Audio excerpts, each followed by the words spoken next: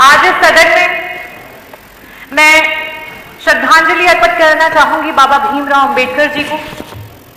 और उन्होंने वाकई इन लाइनों को अमर कर दिया कि ये हालात तेरी जंजीर तोड़ जाऊंगा, अपने हाथों पे लिखी लकीर मोड़ जाऊंगा, देखते रह जाओगे आंखें फाड़ कर, देखते रह जाओगे आंखें फाड़ कर, तेरे सामने वो तस्वीर छोड़ जाऊंगा।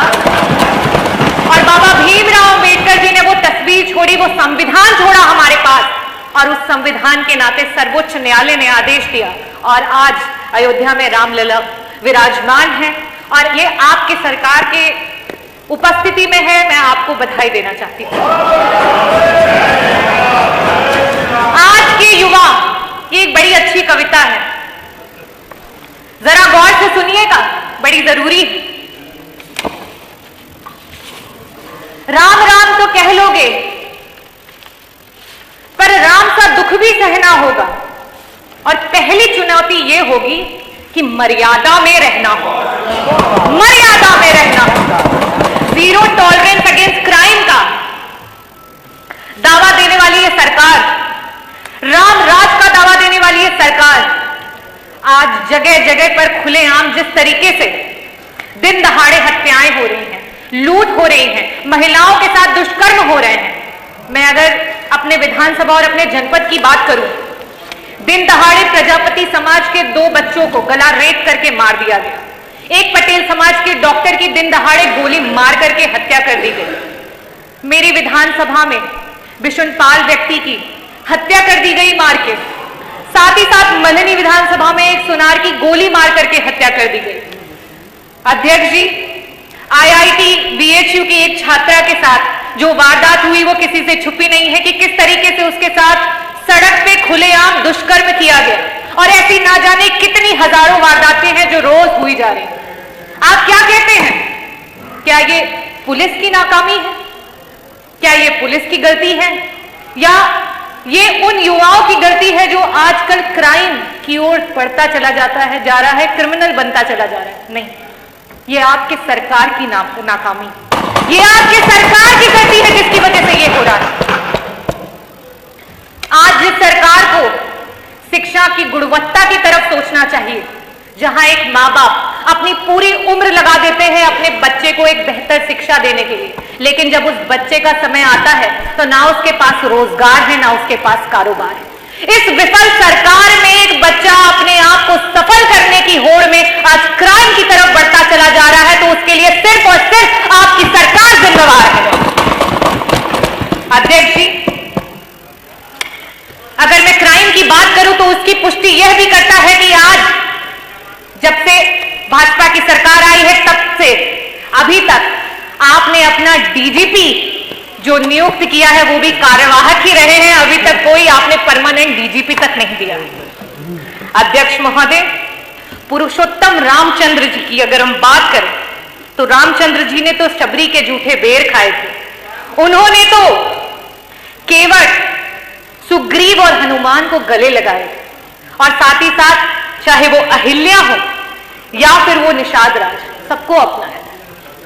अगर वो चाहते तो वो रावण को हराने के लिए बड़े बड़े राजाओं के साथ संधि कर सकते थे, वो चाहते तो बड़ी बड़ी सेनाओं को ला सकते थे, लेकिन उनकी सेनाओं में कौन था? उनकी सेनाओं में थे वो गरीब, उनकी सेनाओं में थे वो दलित, उनकी सेनाओं में थे वो पिछड़े। उन्होंने उन्हें क्यों जोड़ा और उन्हें क्यों साथ लेकर के आए? वो इसलिए साथ लेकर के आए क्योंकि वो उन्हें यह एहसास कराना चाहते थे कि आपके अंदर वो ताकत है, आप सक्षम हैं, आप सशक्त हैं। आज रामराज का दावा करने वाली ये सरकार पीडीए की, चाहे वो पिछड़ा हो, दलित हो, अल्पसंख्यक हो, आदिवासी हो, उसकी सबसे बड़ी दुश्मन बनी पड़ी। आज अगर हम बात करें शिक्षा में 69,000 शिक्षकों की भर्ती के घोटाले को आज तक कोई भूला नहीं है, और बार बार इस सदन से उसकी गुहार लगाई जा रही है। आज अगर मेडिकल कॉलेजेस की बात करें, चाहे वो किंग जॉर्ज मेडिकल कॉलेज हो, चाहे वो आरएमएल हो, चाहे वो एसजीपीजीआई हो, आज ये अगर प्रोफेसर्स की भर्ती की बात आती है तो वहां जगह जगह पर आरक्षण का हनन हो रहा है और जगह जगह पर गलत तरीके से भर्तियां की जा रही हैं। आज भी 112 डायल की हमारी बच्चियां जो संवाद अधिकारी के रूप में काम करती थी, वो अपनी नौकरी के लिए गुहार लगा रही हैं। आज आउटसोर्सिंग के नाम पर हमारे देश की गरीब जनता को बंधुआ मजदूर बना दिया गया है। अध्यक्ष जी, आज 2-2 हजार की पगार पे उन लोगों से 8-8, 12-12 घंटे काम कराया जा रहा है। ये स्थिति है आपके सरकार।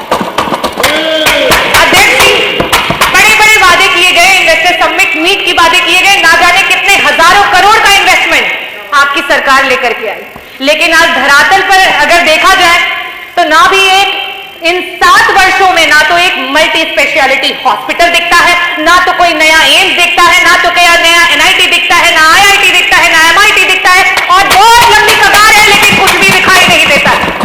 आपके इन बड़े बड़े इन्वेस्टमेंट्स में रोजगार और व्यापार सिर्फ और सिर्फ कागजों पे दिखाई देते हैं, हकीकत में कहीं दिखाई नहीं देते।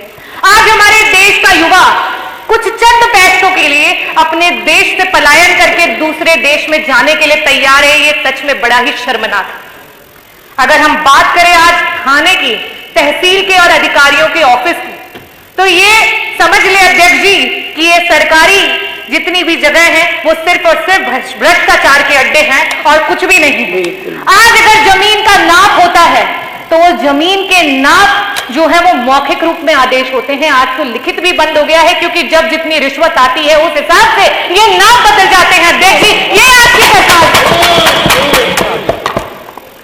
बार बार जनता के मूलभूत अधिकारों के लिए जब भी विपक्ष ने आवाज उठाई है तो हमेशा ये आवाज आती है कि अरे जब बबूल लगाया तो आम कहां से पाओगे, जब बबूल लगाया तो आम कहां से पाओगे।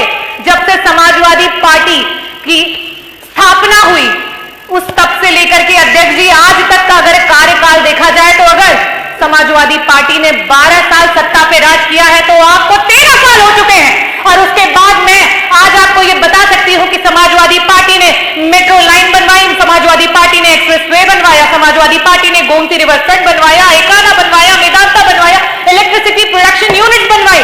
सबसे बड़ी बात, उन्होंने बच्चों को साक्षरता देने के लिए जगह जगह लैपटॉप बांटे, उन्होंने best park Janeshwar Mishra park बनवाया, उन्होंने पुलिस हेडक्वार्टर बनवाया, आज जहां पे सीएम बैठते हैं, लोक भवन बनवाया, एम्बुलेंस दिया और साथ ही साथ डायल 100 दिया, जिसे आज आप 112 के नाम से इस्तेमाल कर रहे हैं।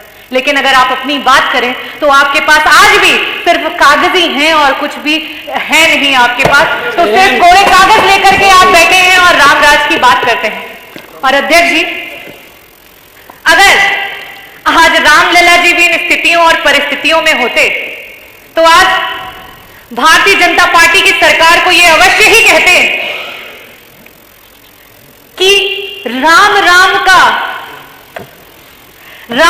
के जाप में तेरे पहले सा आराम नहीं, राम नाम के जाप में तेरे पहले सा आराम नहीं, जबरदस्ती के जय श्री राम में सब कुछ है बस राम नहीं, सब कुछ है बस राम नहीं। मैं सिया राम को नमन करती हूं। जय भीम, जय भारत, जय संविधान। धन्यवाद। न्यूज़ चैनल को सब्सक्राइब करें, बेल आइकन प्रेस करें और सबसे पहले खबर पाएं।